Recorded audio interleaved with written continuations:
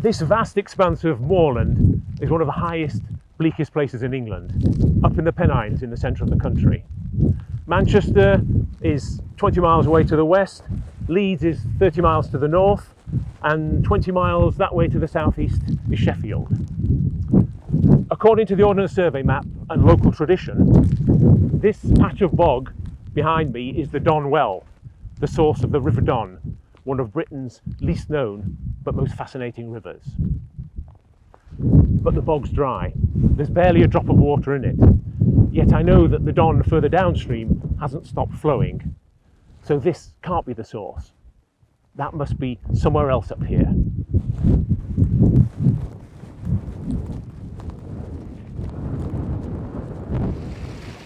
These two tiny streams, Great Grains and Black Gruff, can more credibly claim to be the source of the Don. This one is crystal clear, this one coloured a little by the peat and the iron oxide you find in the soil up here. They join together, mingling with water from the other brooks and streams that drain this upland area, and gradually they become a river. For 200 years and more, this pure, clean water became tainted as it flowed away from the hills. It was sucked in by industry, by steelworks, by mills and forges, then spewed out again, steaming hot and poisoned with toxins. It was contaminated by sewage and household waste. Even blood from slaughterhouses was added, staining the river red, turning it into a polluted industrial sewer that was almost entirely devoid of life. But is that still the case? Is the Don still the dirtiest river in Europe?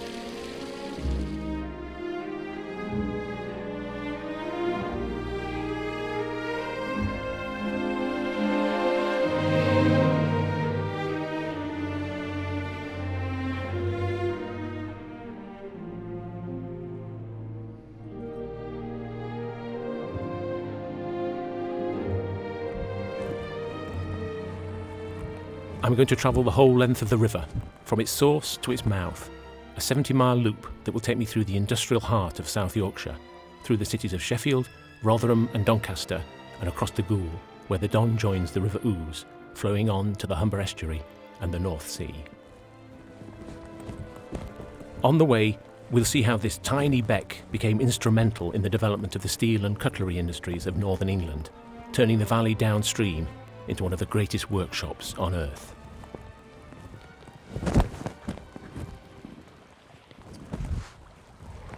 The origins of the name Don, or Dun as the river used to be known, are uncertain. Some people think it comes from an ancient word meaning a deep or low channel. Others believe it's derived from Dun or Danu, the Celtic mother goddess of the river. A mother because water gives life. The early people who lived around here would have depended on it for their survival. They would have drunk it, they would have fished in it. Later, water meant not just life, but also power. A power that man could harness to his own ends. The Don was no longer sacred, no longer the home of the goddess Danu. It was man's river, to do with as he wished.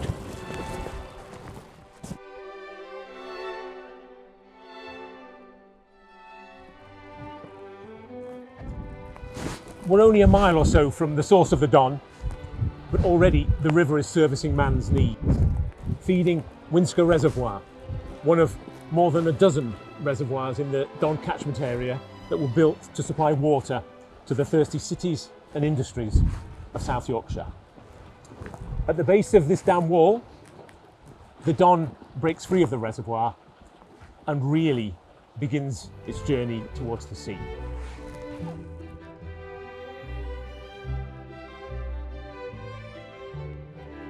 I'm on the Trans-Pennine Trail, the long-distance foot and cycle path that runs across the country from the Irish Sea to the North Sea. This particular section of the trail follows the Don along the old Sheffield to Manchester railway line. The Don here is still really just a stream rather than a river. It's narrow, fast-flowing, its bed littered with rocks. There have been water wheels and mills in the valley since Saxon times, but they've now all gone, the water power replaced by a different kind of renewable energy. The river flows east past Thirlston, the birthplace of Nicholas Saunderson, the blind mathematician who lost his sight through smallpox at the age of 1, but went on to become Lucasian Professor of Mathematics at Cambridge University, an illustrious post held at one time by Isaac Newton and more recently by Stephen Hawking. Saunderson, who died in 1739, reputedly learnt to read by running his fingers over the inscriptions on the gravestones in nearby Penistone churchyard.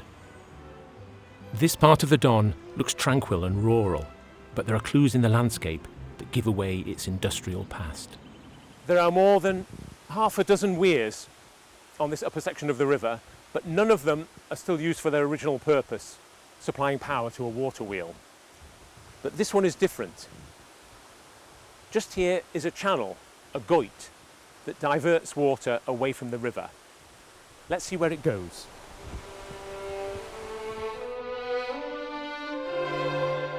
This is Wortley Top Forge, the only surviving water-powered heavy iron forge in the country that still has its wheels and hammers in situ. A scheduled ancient monument, the forge dates back to medieval times. It closed in 1910, but it's been restored and maintained by a group of dedicated volunteers, including retired university lecturer Gordon Parkinson. I suppose back to the 1300s, as soon as you try to help men who are working, men who are hammering, you're going to try and help them in some mechanical way, you're involved with water power. It was the only thing that was available in 1300s. So someone with money, and quite a lot of money, has got to think of the infrastructure you need, the weirs, the goits, the dams, everything that's needed to get water from one place to another through a water wheel and back to the River Don. And in the 1300s, we think perhaps it was Cistercian monks who had money. There are 3 water wheels on the site, 2 powering heavy tilt hammers and 1 a set of bellows to keep the furnace burning. The forge made all manner of iron tools and implements, but by the mid-19th century, its main product was axles for the booming railway industry. It took a team of 5 men to produce an axle, and it was hot, dangerous work. There's a block of wrought iron bars in the reverberatory furnace at about 1,300 degrees C. You're about 6 feet away from it and you're getting cooked. So if you can smell roast pork, it's probably you. And when the tilt hammer squeezes the metal, it squirts red hot liquid slag all over you. So you need protective clothing. Well, you need a big leather apron, otherwise the sparks will probably set your trousers on fire. A bit of metal gauze in front of your eyes to keep the sparks out of your eyes. And while it's going bang, bang, bang, bang, bang, you're probably going deaf. And you're getting thirsty. They couldn't drink the local water, not with safety. So you don't want typhoid, you don't want cholera, you drink beer. During the process of making beer, it uses hot water and that kills the germs. So it's safe to drink. It was only about 2% alcohol, so it was only about the same strength as a shandy. So these men were probably drinking on and off most of the day, but they weren't drunk in charge of a hammer. While they're sweating, they're losing salt. And if you don't replace that salt, it isn't long before you get muscle cramp. In modern days, they give salt tablets in furnace conditions, but in those days, I just hope their mother sent them to work with salty bacon sandwiches. Workers sustained by a diet of beer and bacon sandwiches. Who'd have thought it? But Wortley Top Forge didn't survive. Its prices were undercut by cheaper steel from the city of Sheffield, a few miles down the river. And the industrialists of Sheffield really knew how to exploit the power of the Don. They say that Sheffield, like Rome, is built on 7 hills, although if you walk or cycle around the city, there seem to be an awful lot more than 7. But what was more important to the development of the city was the rivers that flow between those hills. There are 5 of them: the Sheaf, which gave the city its name, the Porter, the Rivellin, the Loxley, and the biggest of all, the Don, into which all the others drain.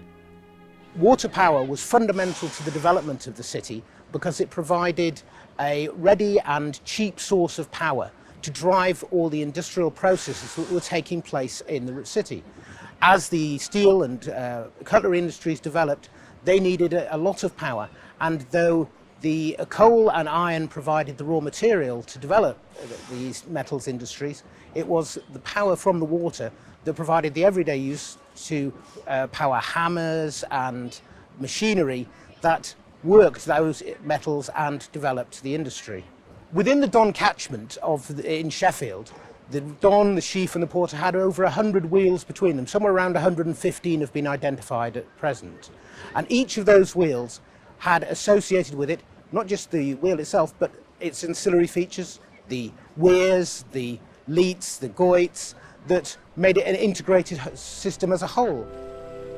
None of those sites on the Don survives, but one on the Porter Brook has been restored.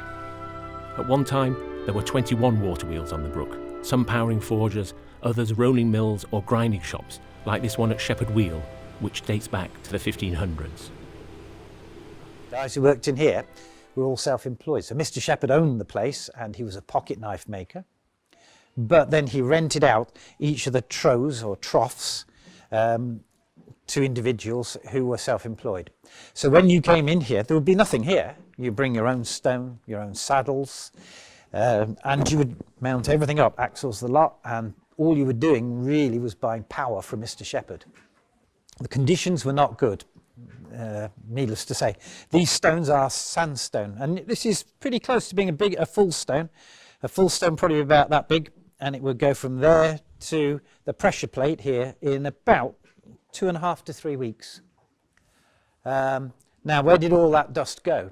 Although it's in solution with water, the grinders breathed it in.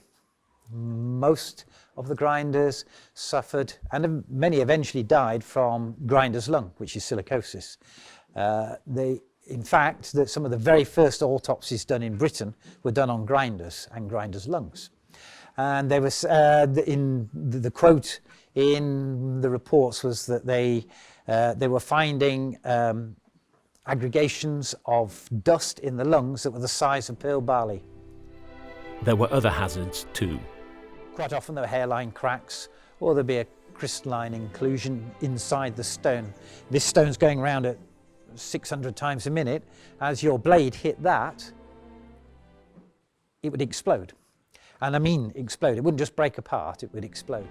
In 1865, government inspectors came to Shepherd Wheel for a report on child labour and spoke to a young worker named William Wildgoose, who'd started in the workshop at the age of 8. They said, "And have you ever suffered any accidents?" He said, "Yes, I've had 2 stones break on me. The first time I broke a finger and put me out of work for a bit. And the second time, and I think they wrote it down as he said it because they weren't quite sure what he was talking about. I think he said, I knew naught about it till I was coming down, which means he'd hit the roof. So the explosion had lifted him off his seat.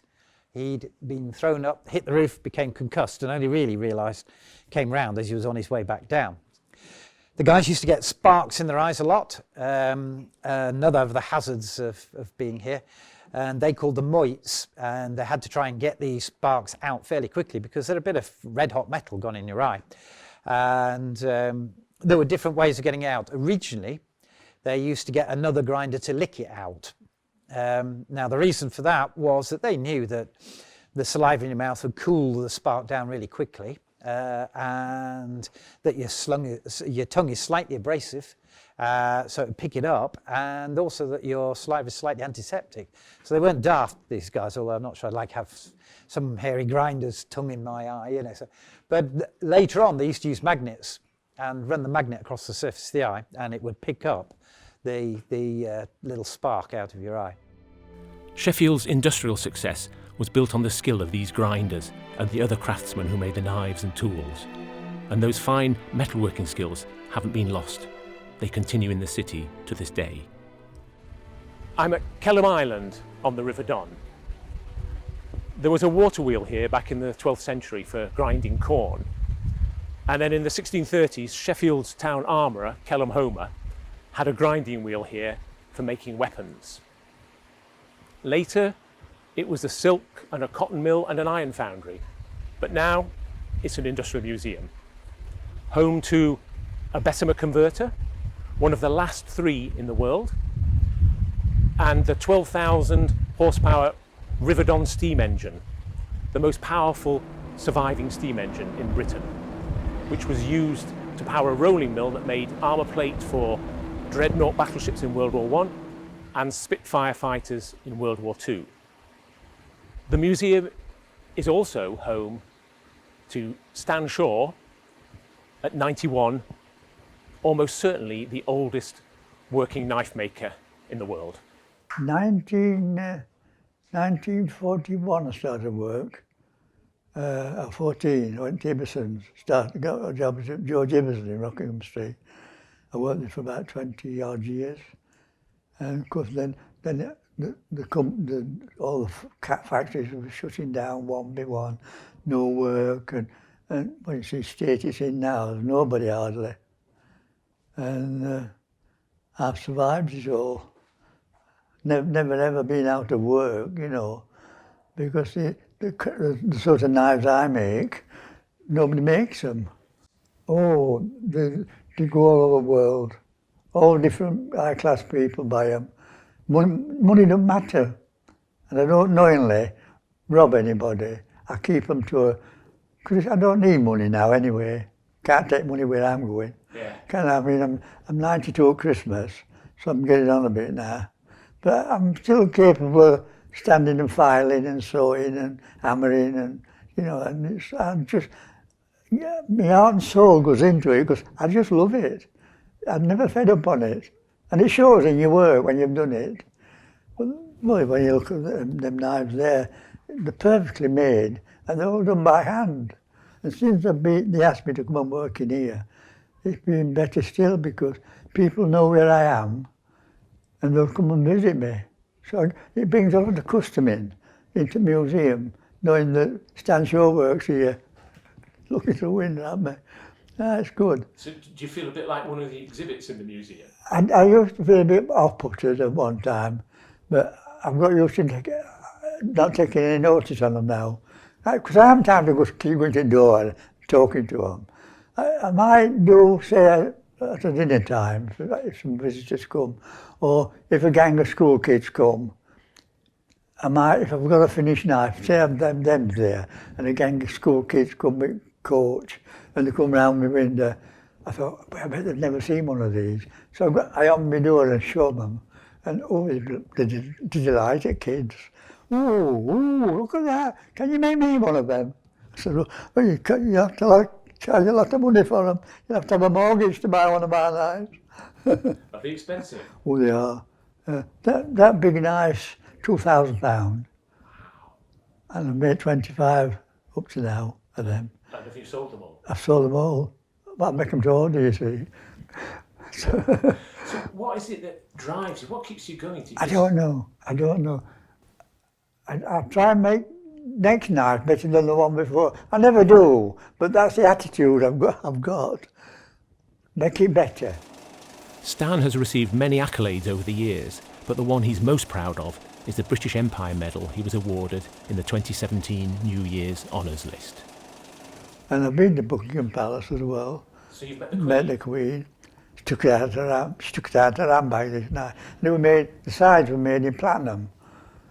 And she took it out of her handbag. She said, and how did you do this? And how did you do that? She was ever so nice. She's brilliant.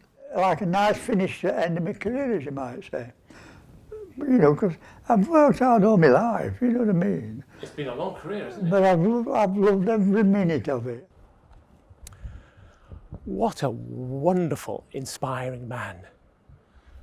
Nearly 92 years old, but still coming into work at 7 in the morning, still getting pleasure and satisfaction out of making knives, although he's been doing it for the best part of 8 decades. That really is an impressive work ethic. And what fabulous knives they are. Beautifully handcrafted works of art that are literally fit for a queen. What I find immensely reassuring is that Her Majesty, all those armed bodyguards notwithstanding, carries a Sheffield knife in her handbag.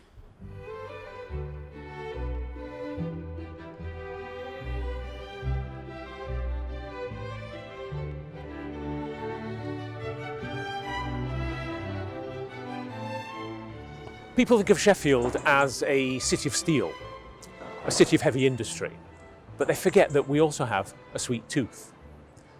The chocolate manufacturer Thornton started here, and just across the river behind me there is a factory that's officially called Mondelez International, a spin-off of the American processed cheese manufacturer Kraft, but is still known to the locals as Bassett's, famous for its jelly babies and licorice all sorts. I think it's time for a snack. Jelly babies were first produced in the 1860s by a Lancashire firm named Friars. They'd asked one of their confectioners to make a mould for jelly bears, but the resulting sweets looked more like newborn infants, so they were given the rather macabre name of unclaimed babies, abandoned children being one of the grim facts of life in the Victorian era.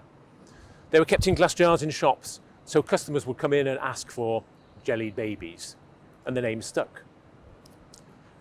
Bassett started making their own jelly babies in 1918, initially calling them peace babies to mark the end of the First World War. And they moved here to their factory on the Don in the 1930s, where they continued to make the sweets. They also make licorice all sorts here, and this is how they came about. Simple as that. One of Bassett's sales reps, a man named Charlie Thompson, was visiting a prospective client when he accidentally dropped all his samples on the floor. The client was taken with the idea of selling the sweets mixed up and gave them the name Licorice All Sorts.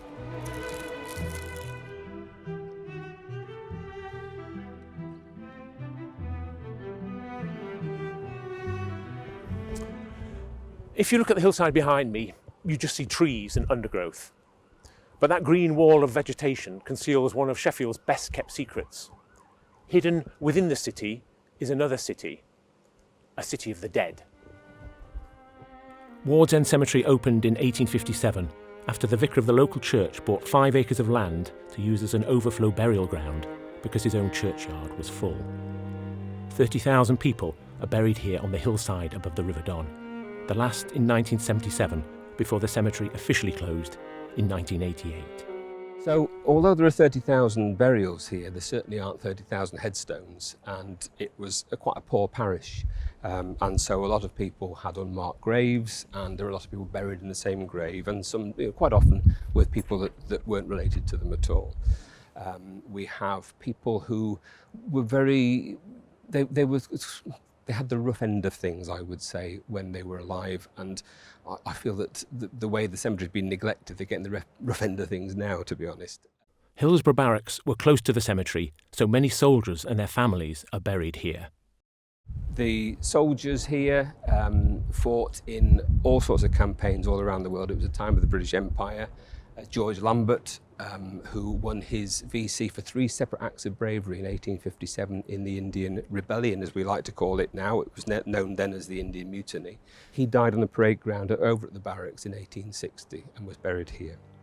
Charles Bergen and James Ball, famous for their cutting tools, are also buried here.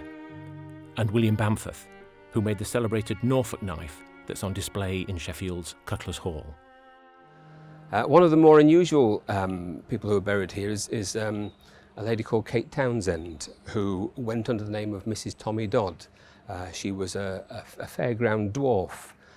She was married to William Townsend, and they were billed as the King and Queen of the Lilliputians. It's very much a sign of those times. It feels very uncomfortable now reading stuff about people who've been exhibited, but we understand that she had, she was able to make a good living. We have quite a few footballing connections here as well. We have at the top of this path that goes up George Beaumont, who died in 1877, and he died on Christmas Day, December 25th, playing a football match at a quarry somewhere near Crooks and Walkley, we think. He went to jump over a wall to retrieve the ball when it was kicked out of play, not knowing that there was a quarry on the other side. I think he fell about 90 feet and died later that day. He's buried just close to the railway line. His grave, his headstone was, the money for that was raised by his fellow footballers, and it tells his story on the headstone. And what's nice is there's a footstone with a football on it as well, which is lovely. Howard and other volunteers are trying to restore Ward's End and turn it into a more accessible heritage park. As you can see, that the cemetery has been neglected for a long time. That is also part of its charm. I actually rather like the fact that nature is reclaiming it. But we want to get that balance of nature, history, and also allowing people to discover the place. If it takes over too much, then you won't see any of it, and that would be a shame.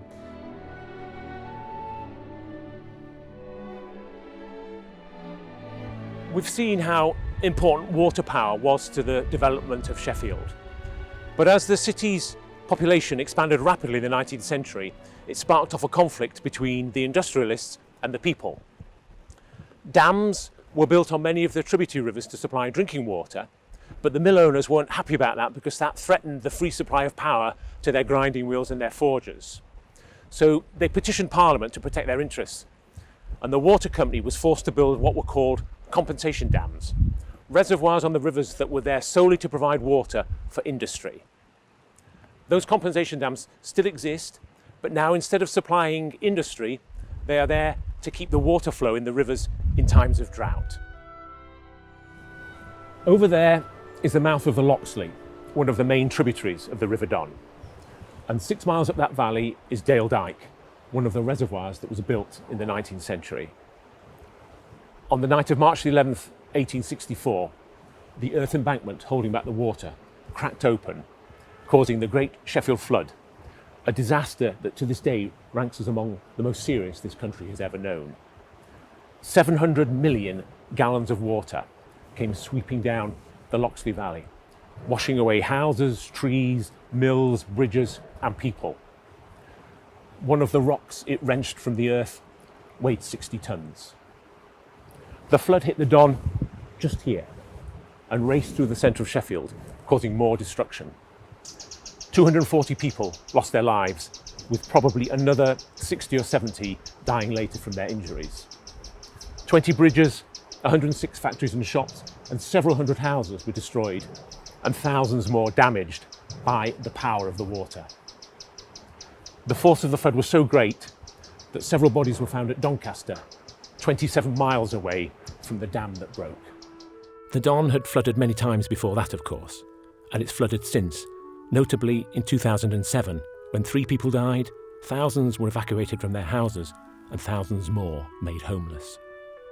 In November 2019, the river flooded again, devastating the village of Fishlake, near Doncaster.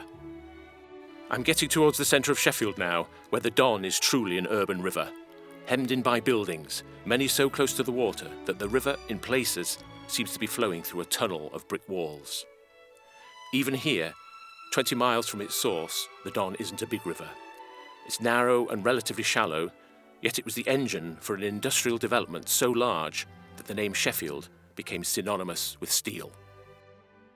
It was here that Benjamin Huntsman, a clockmaker looking for a harder, better steel to improve his springs and pendulums, discovered crucible steel, a steel made at very high temperature in sealed pots called crucibles, which also turned out to be very high quality steel for making cutlery and tools. More than a century later, when Henry Bessemer invented his converter that was to revolutionise the mass production of steel, he built it here in this valley. But Sheffield's real strength always lay in the production of high value special steels, alloy steels, many of which were used in armaments. There was one firm, Brown's, that specialised in the production of impenetrable armour plating, and another firm, Firths, which specialised in the production of shells to penetrate that plating, a rivalry that only ended when the two firms merged in 1902. 10 years later, one of their employees made a breakthrough that was to transform steelmaking, not just in Sheffield, but throughout the world. His name was Harry Brearley. Now, Brearley started off in the steel industry as a nipper, one of the children who brought the beer in for the men. But later he taught himself chemistry and he became a metallurgist. And he experimented on adding various elements to the steel. And he noticed that one day when he left out a bar of steel to which he'd added chromium, it didn't rust. This discovery of stainless steel transformed the steel industry and cemented Sheffield's reputation as the tool and cutlery capital of the world. But there was a massive environmental price to be paid for that success, and the Don was one of the worst affected victims. Even before chemicals began to poison the water, the weirs built all along the river had had a serious impact on the fish population. Being able to ascend those structures became a virtual impossibility for salmon, and particularly in very low flow conditions, because the millers and the other industries which were using water power jealously guarded water when flows were very low, diverting the water into their own ponds, which allowed them to operate over a longer period. The result of that was that very often the river virtually dried out between the offtake, where the water was taken from the river, and where it was redischarged downstream of the mill. Well, it was virtually impossible for salmon to continue to migrate up into the headwaters where they traditionally would have bred. And so it's very clear that it was those physical impacts, not the chemical impacts, which we associate with the Industrial Revolution. It was those physical impacts which destroyed the Don's salmon population. Then the Great Sheffield Flood, which caused such a tragic loss of human life, had a devastating impact on other life in the river valley. And it's recorded that that event destroyed the fish population all the way from Sheffield down to downstream of Doncaster. So that was sort of the beginning of the end. Slowly the river deteriorated. The fact that the river was virtually dead encouraged industrialists to use the river as a repository for all its filth and waste. And over the next 50 years or so, the river just deteriorated further and further, to the point where there was virtually no life left in the river from Sheffield all the way down to the estuary at Goole. George Orwell came here in the 1930s doing research for The Road to Wigan Pier, his book about the northern industrial cities in the Depression. And this is what he wrote. Sheffield, I suppose, could justly claim to be the ugliest town in the old world. Its inhabitants, who want it to be preeminent in everything, very likely do make that claim for it. It has a population of 500,000, and it contains fewer decent buildings than the average East Anglian village of 500. And the stench. If at rare moments you stop smelling sulphur, it is because you have begun smelling gas. Even the shallow river that runs through the town is usually bright yellow with some chemical or other. I mean, Orwell was right about the Don at the time, and he was right about Sheffielders. We do want to be the best at everything. We wanted to have the dirtiest city in Britain, and we succeeded.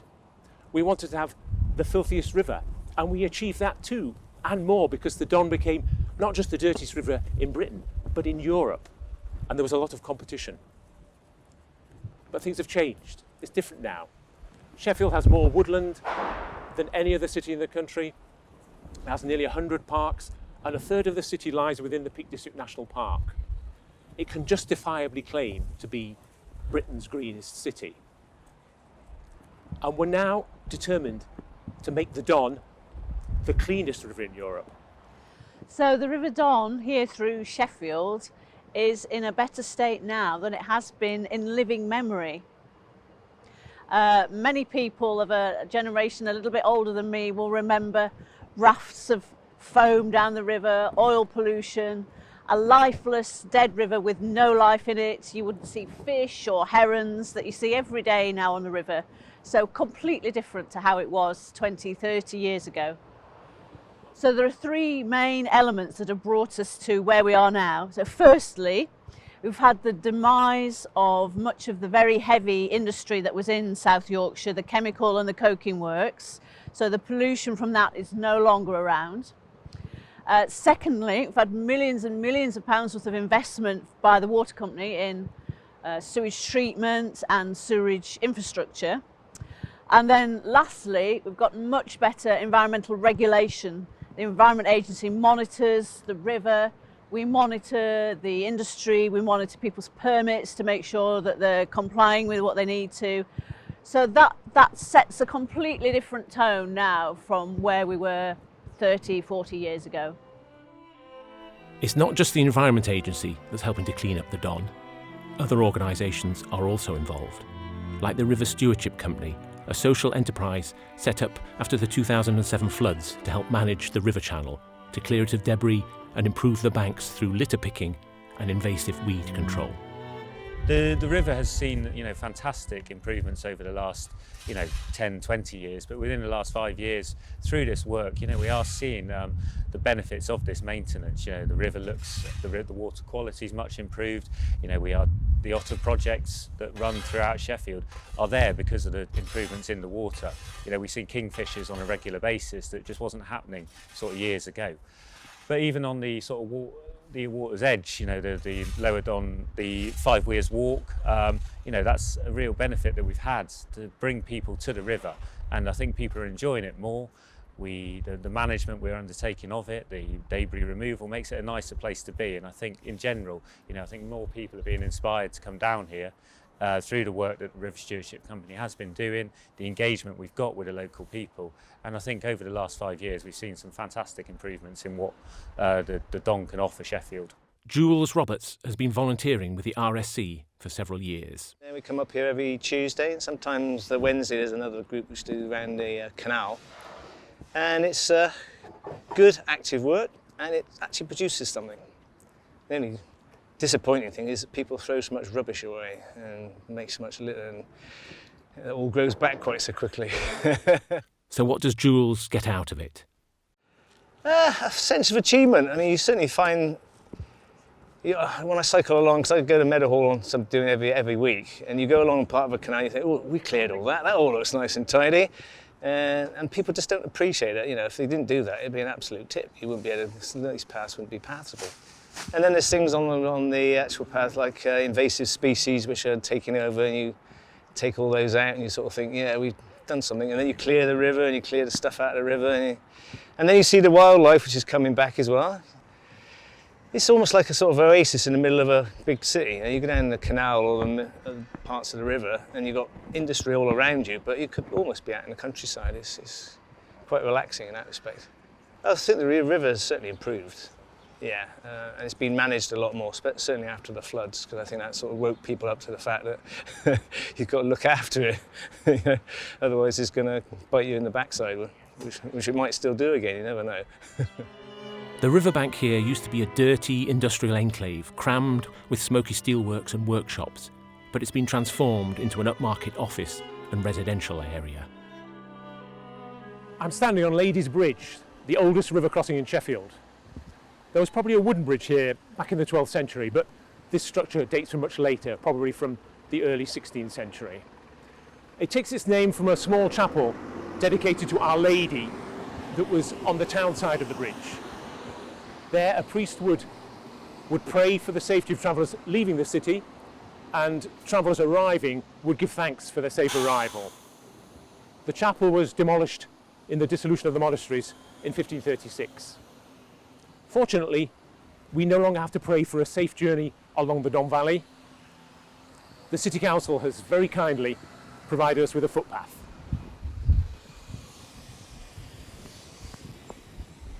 This rather attractive Flemish-style brick building behind me, unfortunately now empty and decaying, was built in 1901 as a multi-storey stable for the Midland Railway Company's dray horses.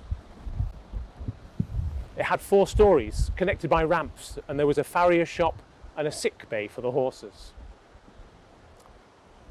During the First World War, it became the home of Lizzie, the legendary elephant, who was acquired by a local scrap metal dealer, Thomas Ward, to replace the cart horses that had been commandeered by the army. Lizzie apparently had a very cheeky personality, was a much loved character on the streets of Sheffield, stealing a schoolboy's cap, putting her trunk through a window to steal a pie, and once apparently pushing over a traction engine to which she took a dislike. In 1928, the building became the food company Batchelor's first canning factory, and the birthplace of that great delicacy known as Yorkshire caviar, mushy peas. And that tunnel over there is where the River Sheaf joins the Don. And on the hillside between the two rivers is where Sheffield Castle used to stand. The Don in this area was always very polluted, partly because there was a slaughterhouse on the bank over there and they used to dump the blood in the river, and also because refuse from the town was washed down into the river. There was a big reservoir in the centre of the town called Barker's Pool, and once a month it was opened and the water would sweep down through the streets through what was known as True Love's gutter, and all the refuse would end up in the Don. There was also, on this section, there were a couple of water wheels, and a little bit further downstream was Assembly Green, where they would have military training, archery practice, and there was a cucking stool for that traditional English pastime of dunking difficult women in the river. The industry has disappeared from this area, and local artist Dan Bustamante has turned the river into a gallery, building sculptures from stones he's found in the water. The Five Weirs Walk, a 5-mile footpath and cycleway along the Lower Don Valley, begins here at the Cobweb Bridge, a complex metal structure suspended over the River Don. This is Walk Mill Weir, named after the walk or fulling mill that was here in the 16th century for cleaning and thickening woolen cloth. Later on in the 19th century, there was a steelworks that produced wire for ladies' crinoline skirts. But then fashion changed, the bottom fell out of the crinoline market, and the company went bust.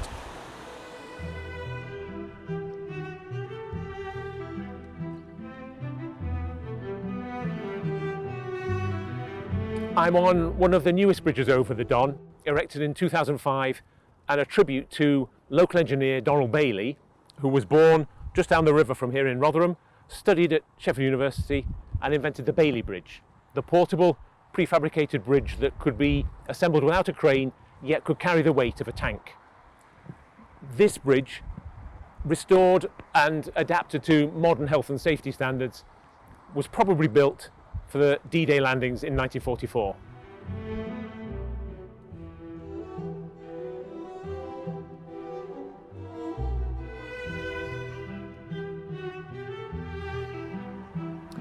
This stretch of river here is called Salmon Pastures, which in my childhood was always regarded as something as a joke, as there were more supermarket trolleys and fish in the water here. Any fish there were had legs and 5 eyes. But back in the early 19th century, it was teeming with fish.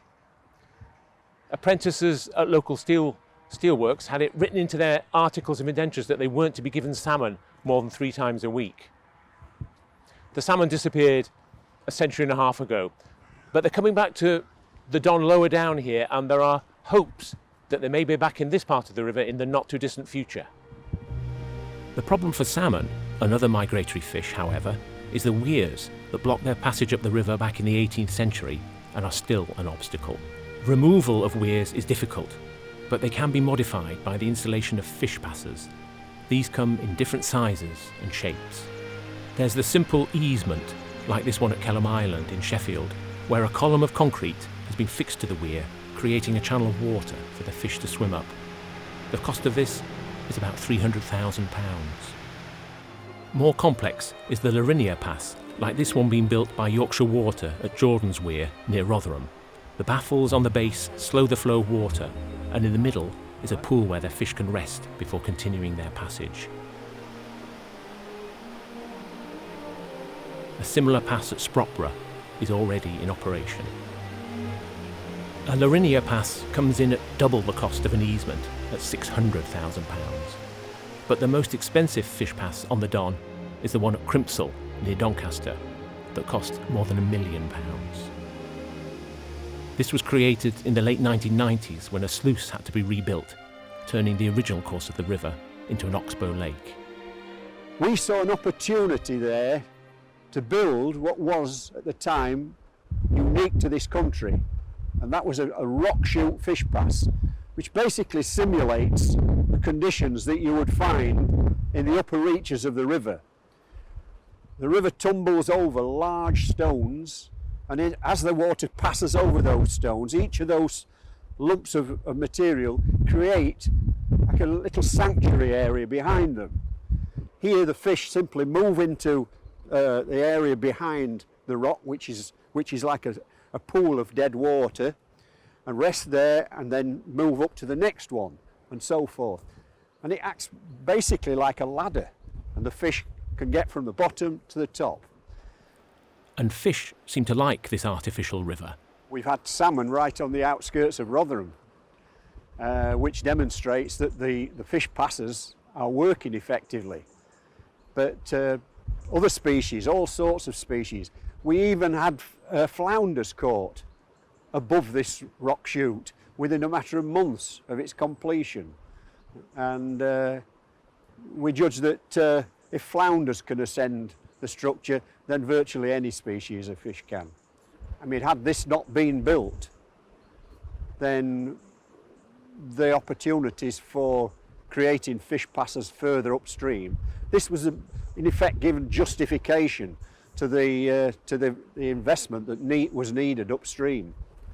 Once built, then there was no argument that you've got to continue the process. That process is now almost complete. Of the dozen weirs between Doncaster and Sheffield, only one remains to have a fish pass installed, at Masborough in the centre of Rotherham. And work on that has already started. So we're almost within a stone's throw of having a self-supporting population of salmon back in the River Don. But other fish are certainly back in the river already, and other wildlife too, like this heron on the hunt for a meal in the centre of Rotherham. Not this time. That's more like it. The big Sheffield steel barons mostly lived on the southwest side of the city, where the prevailing wind ensured that the stench of their factories never reached their homes. But in the lower Don Valley here, the sides were crammed with slums, grimy back-to-backs, where you couldn't leave a baby outside in a pram because it would get covered in soot, where there was no running water, no sewage, no indoor bathrooms. Even as recently as the 1970s, many people around here had no bathrooms in their homes. I was a student back then, and each summer I worked for Sheffield Recreation Department as a swimming bath attendant come lifeguard. And one of the baths I worked at was Attercliffe, just over there, not far away. The baths are closed now, but even back then they were dirty and decaying. You could practically see the verrucas crawling across the floor. On a gallery above the main swimming pool, there were slipper baths, small cubicles containing a bath, a wash basin and a chair that the local people would use to have a bath. They'd come in, pay their fee, we'd give them a coarse white towel and a piece of brown carbolic soap about a couple of inches long that we cut off long bars like square Toblerones. And they'd go upstairs and they'd have their bath.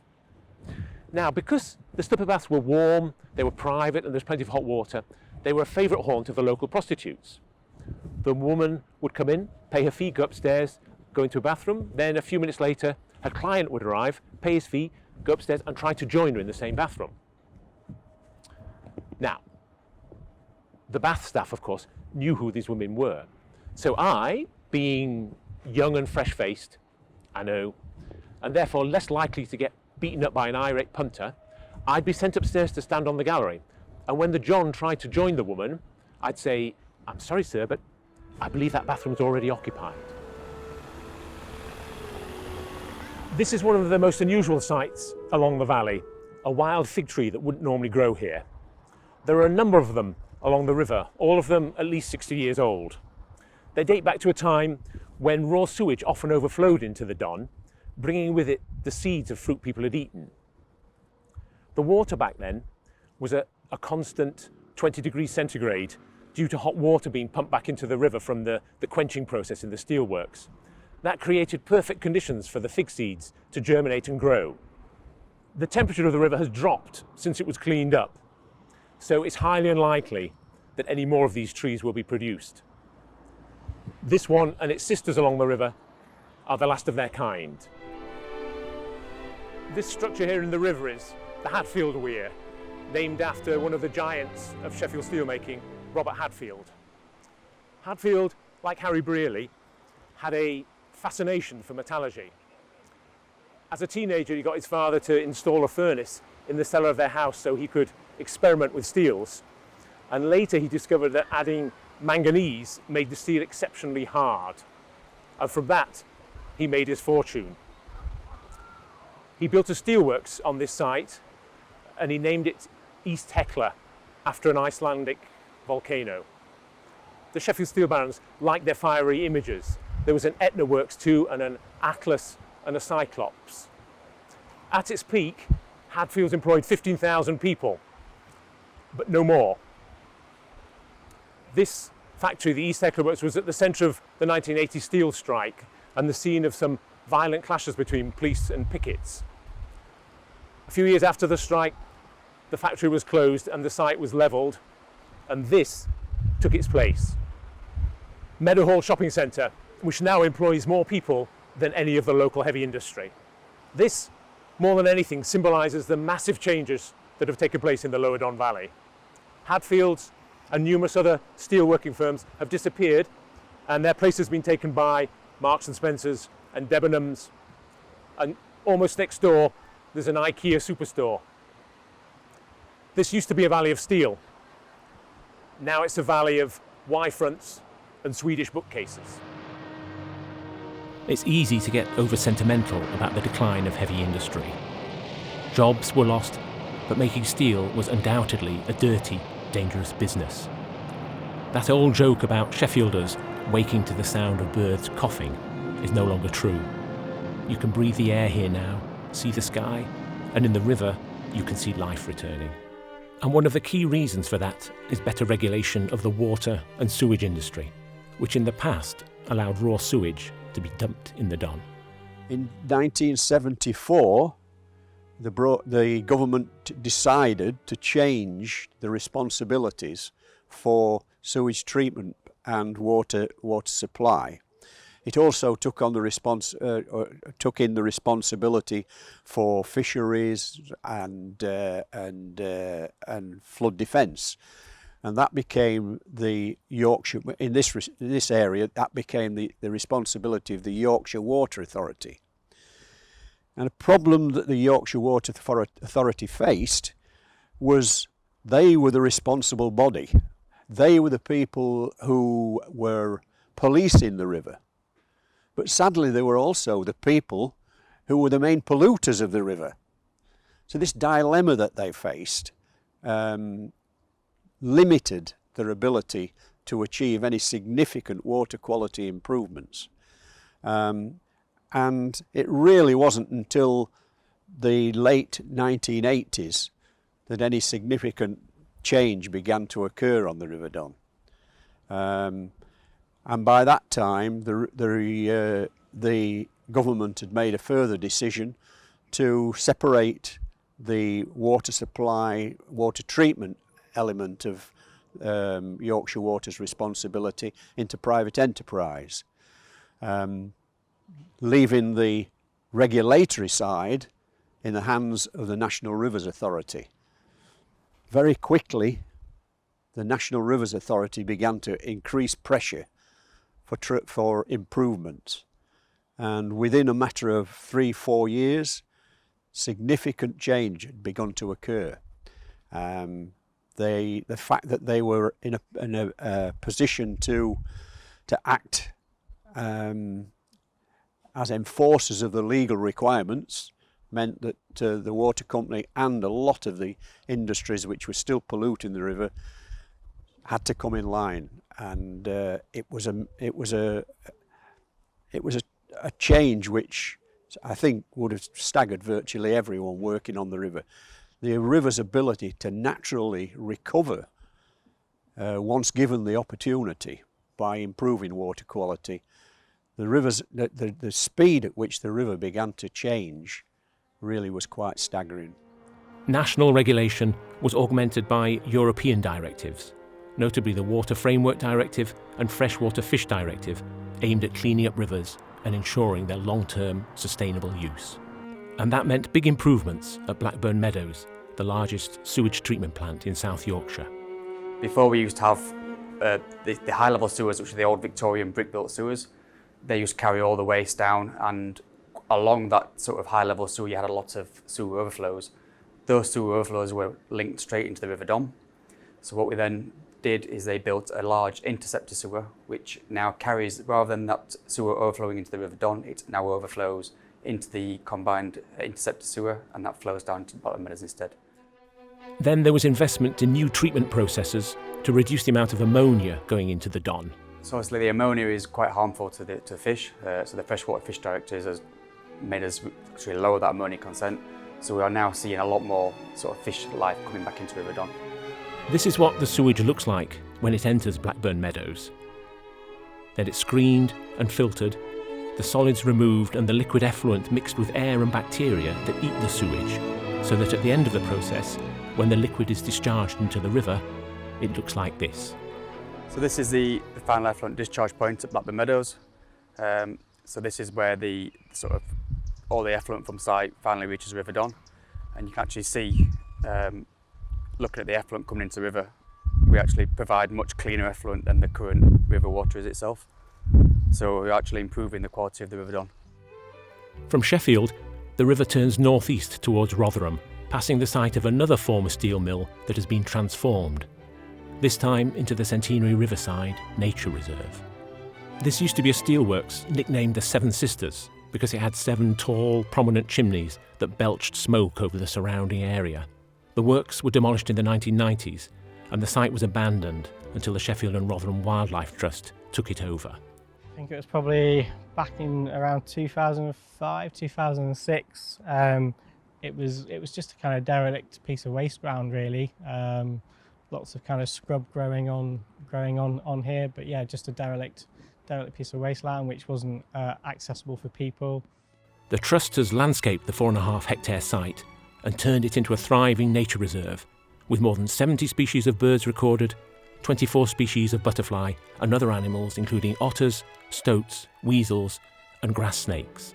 There is still industry nearby, and slabs of metal recovered from the ground have been made into a striking sculpture known as Steel Henge, as a reminder of the site's industrial past.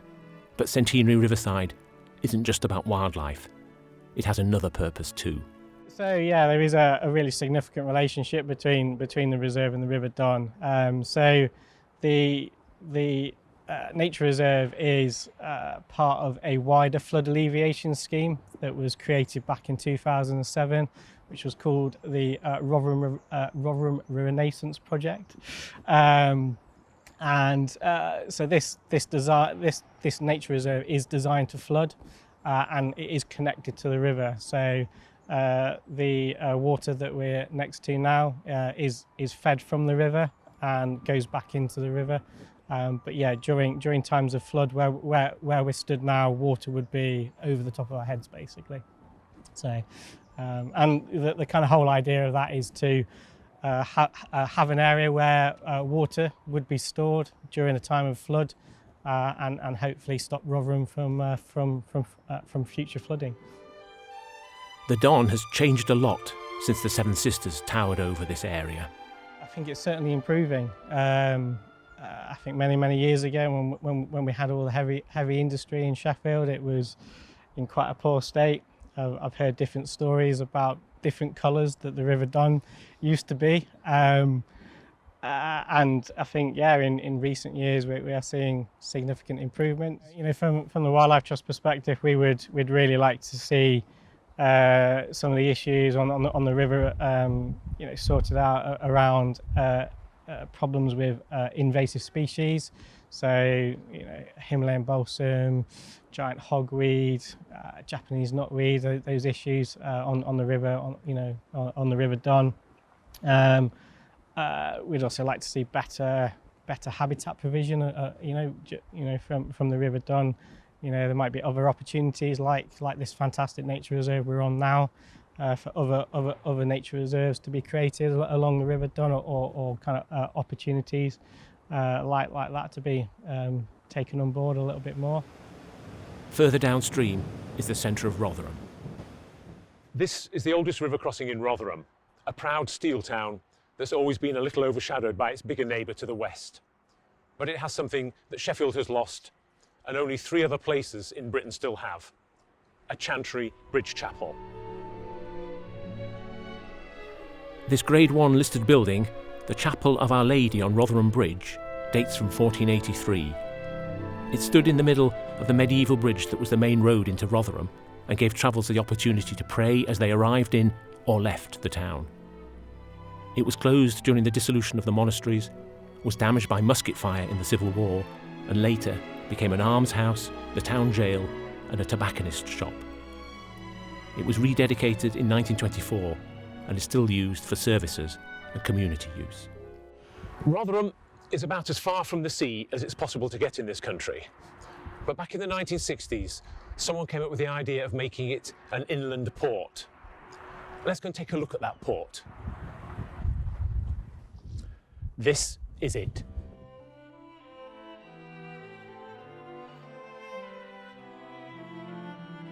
If it doesn't look much like a port, there's a reason for that. It isn't one.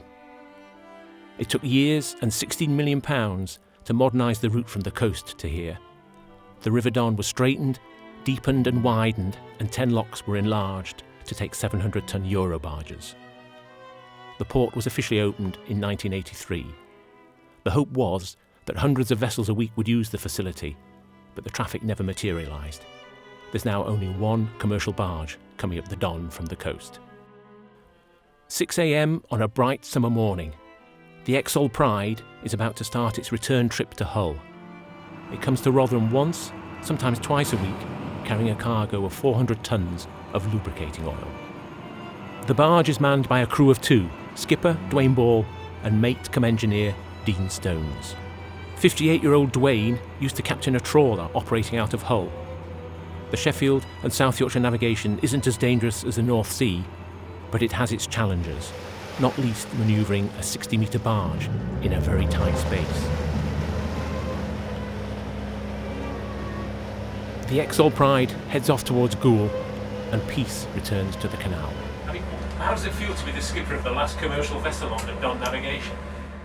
Well, I feel very honoured, really, considering, the people before me they did the job, and they've showed me how to do it properly, and I think they'd be pleased with what I've been doing for them, Are you a dying breed? Yeah, without a doubt. There's no interest in barges and the canals whatsoever. No. There's no youth coming through whatsoever. No one to take the job after you? No. And I think in this generation now, if you asked them what a barge was, I didn't think they know what one was anyhow. So why do you think they're not interested? Well, because a lot of the youth was always being passed on for generation. If your dad was a fisherman, he was a fisherman. If your dad was a bargeman, he was a bargeman, and same as coal miners, it all followed suit.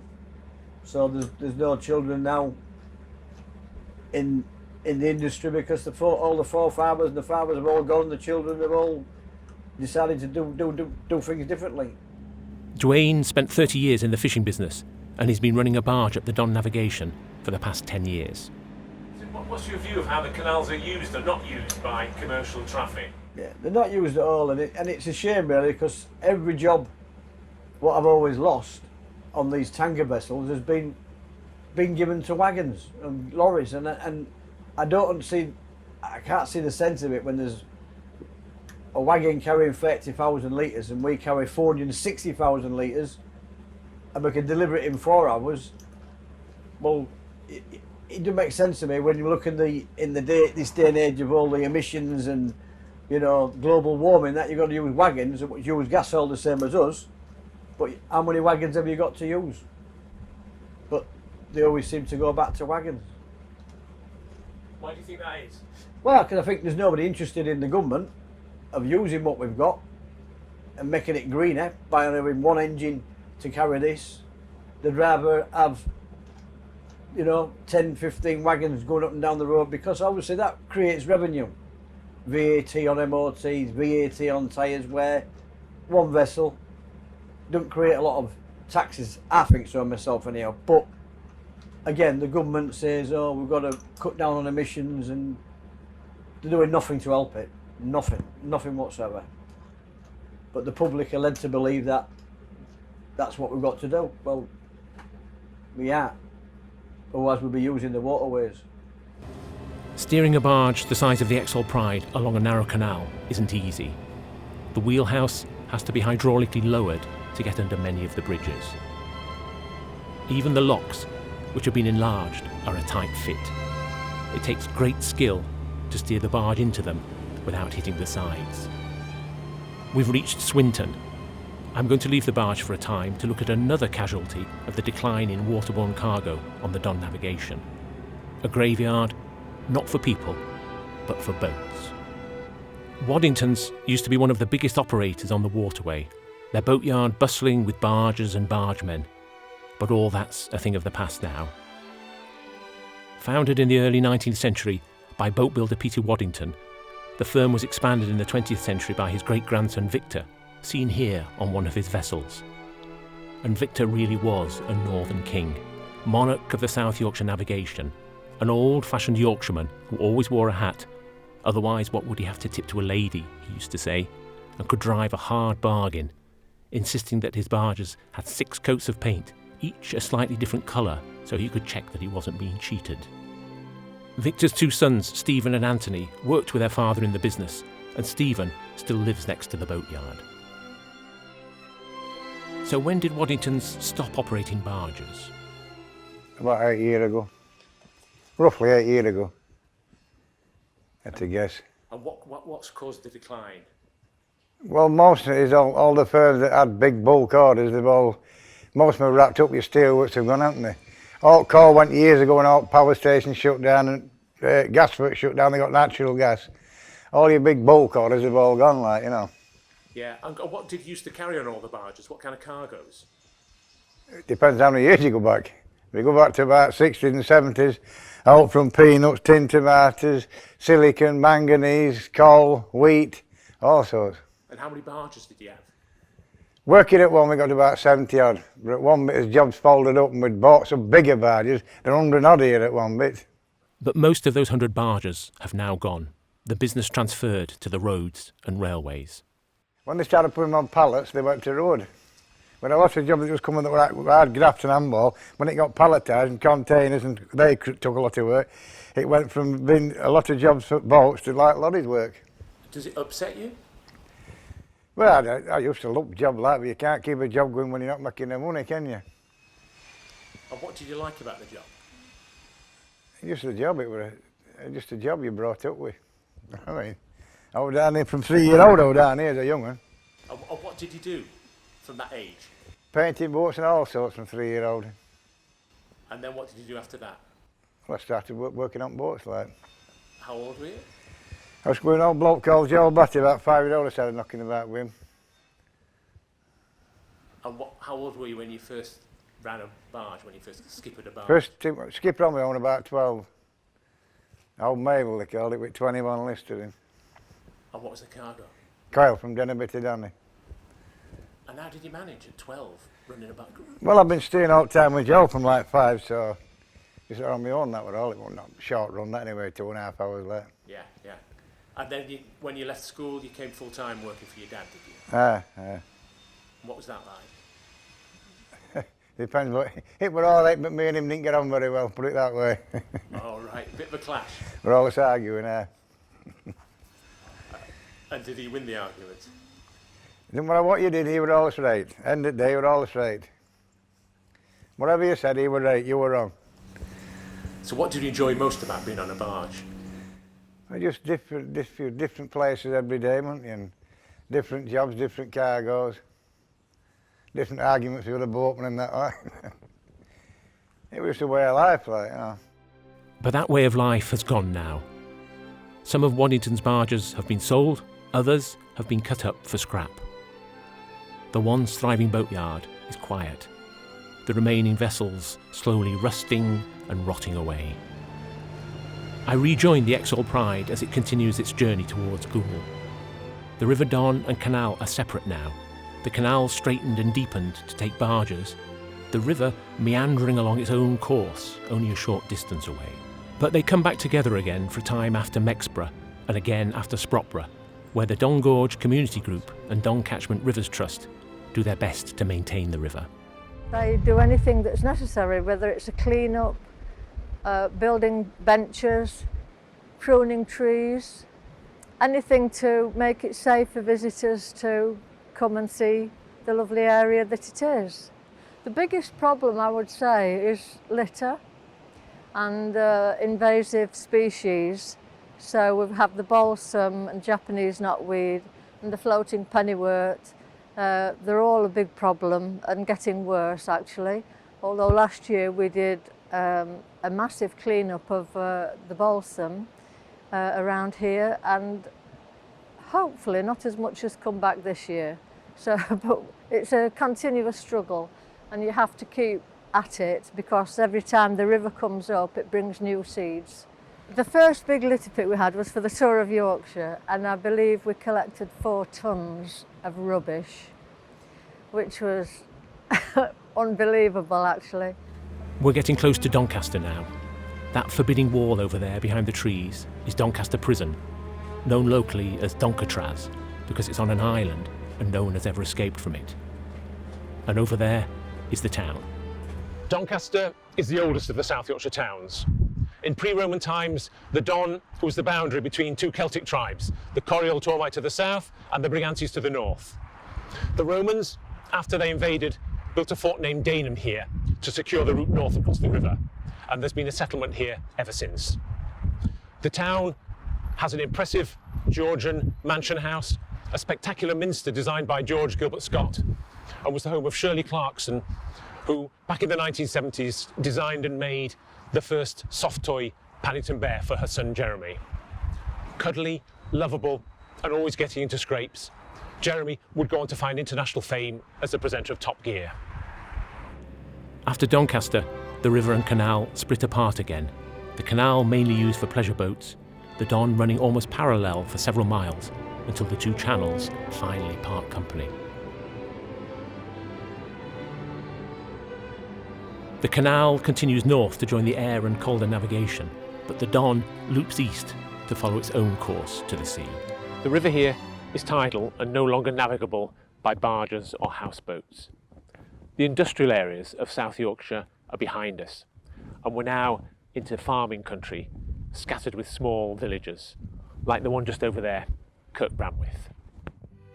It isn't very big, but Kirk Bramwith has a beautiful Norman church, St Mary's, which dates from 1120, although there was probably an earlier Saxon church on the same site. St Mary's is particularly famous for its connection to Robert Thomson, the Yorkshire craftsman who carved a trademark wooden mouse on the furniture he made. I mean, he was noted even then in the 30s as a producer of fine church furniture, and it was decided to employ him. Of course, in those days, I don't think it would be quite as expensive as it would be now. But we do have some more modern pieces of Mouseman furniture in the church that's been added subsequently. Not by Robert Thomson. Not by Robert Thomson himself, but by the Thomson firm. The pews, although they are all attributed to Thomson, there are only actually 3 mice on the pews in the nave, but everything else has got at least 1 mouse on it. And how many are there in total? 26. Well, I do look for them fairly regularly because we do have visitors who come along and say, and where are all the mice? And I let them try and find some, and they say, oh, we found 10 or we found 12. Where are all the others? So then I take them round to show them. And it's a good sleeping aid as well if you can't sleep at night. Theoretically walk around church counting the mice, and you're sure to be asleep before you get to the 26th one. Let's see if I can find all 26 mice without falling asleep. The first one is 1.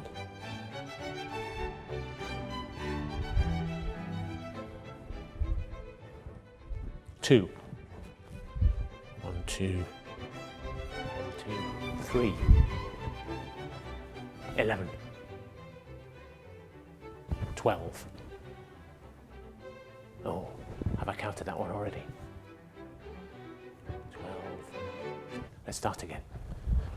1, 2, 3, 4, 5, 6, 7, 8, 9. 21.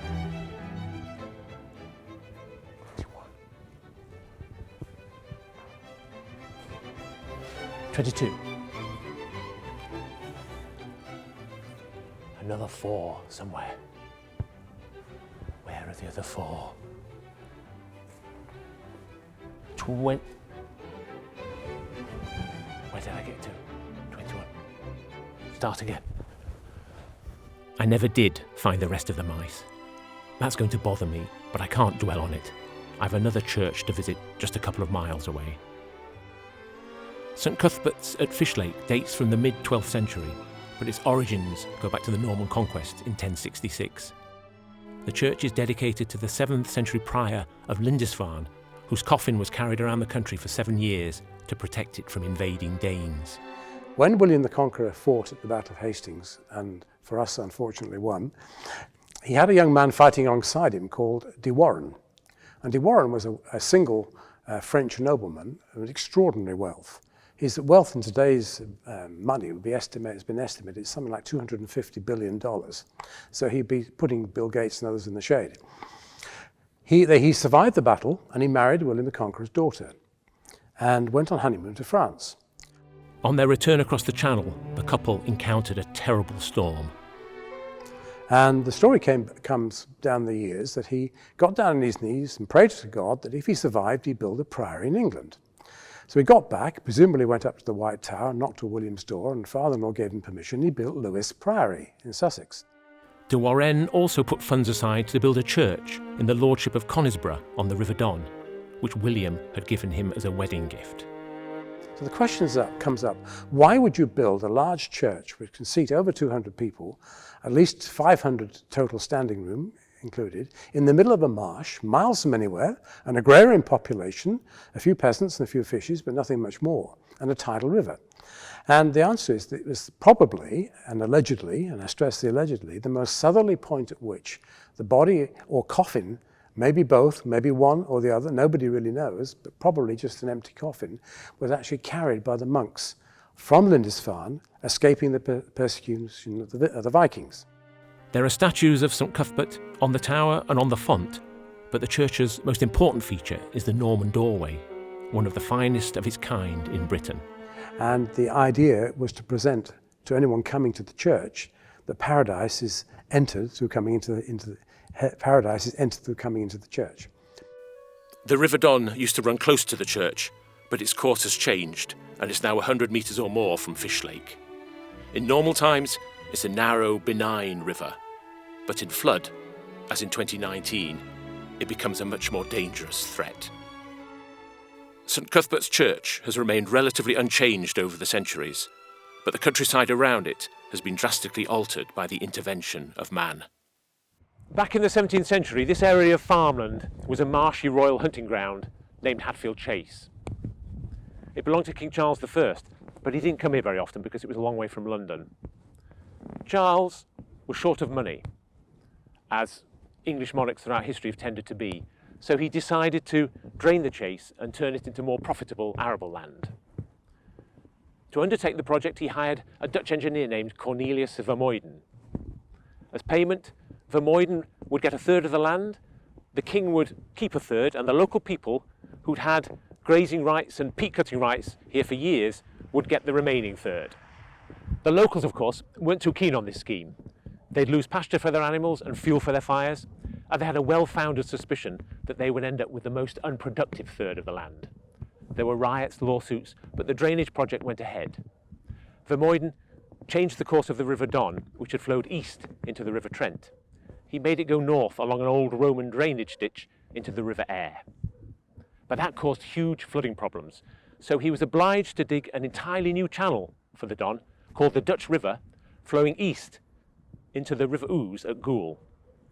The total cost of the project was about £400,000, a colossal sum for the day. The Dutch River still flows across the plain to Goole, but it's no longer used as a navigation. That role was superseded in 1826 by the Aire and Calder Canal, which was built only metres away from the river. Goole is a thriving port, even though it's 50 miles from the coast.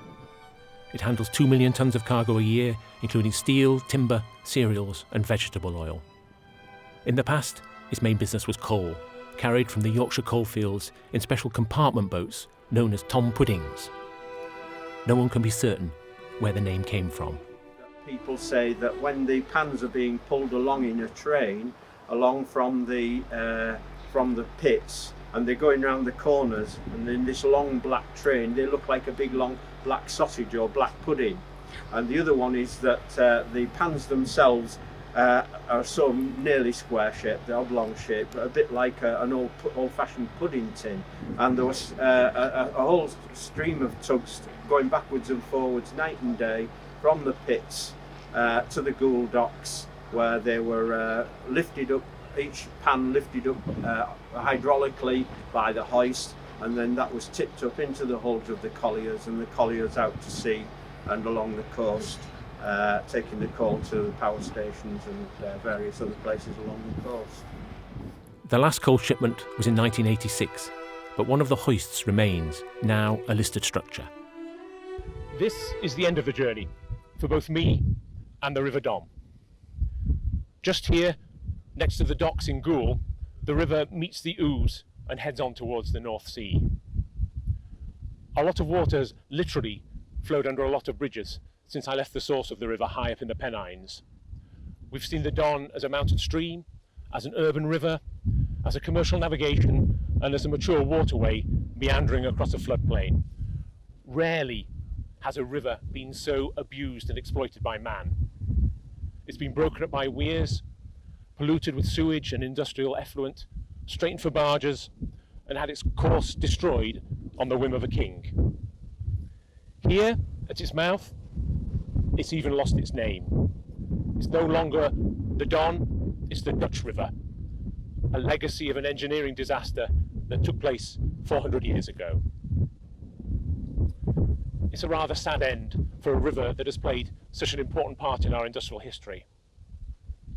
This muddy, characterless channel is not how I want to remember it. I prefer to think of it upstream in Sheffield, in Rotherham and Doncaster, a proud, powerful river that drove one of the world's great workshops and made an incalculable contribution to the prosperity of this country. It's getting late. It's time to go home. Maybe on the way, I'll stop off at Kirk Bramwith Church and find those mice I missed. So what does the future hold for the River Don? Although what's been achieved is nothing short of miraculous, nobody in the 1980s could have predicted what we've achieved over the last, or what the water industry and bodies like the Don Catchment Rivers Trust have achieved over the last 30 years. Nobody could have predicted that. Nobody would have predicted that we were going to get salmon back into the river again. The problem we face now is that those who have recognised all those improvements are in danger of sitting back, thinking that the job is finished. It isn't. We're only 10% into the problems of the River Don, really. The physical changes which took place are going to continue to have an endless impact on the river's ability to meet its full potential.